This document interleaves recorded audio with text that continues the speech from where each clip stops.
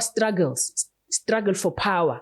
Seniqala niyaxabana manje, nixabaniswa ngokuthi hawu wena wawenza kanje kuqala awusenzi manje kanje. Senixabaniswa ukuthi kunento ozi-expectayo ukuthi kumele ngabe ziyenzeka kodwa azenzeki manje.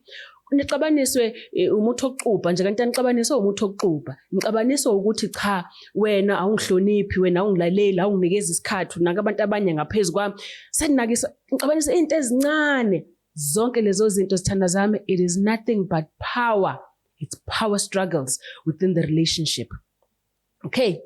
Now ngiyafisa ukungena kule stage sama power struggles oku stage 4 because isona stage lesi esigcina sesenza ubudlelwano obuningi bonakale kanti besingekho isidingo sokuthi lo budlelwano bonakale.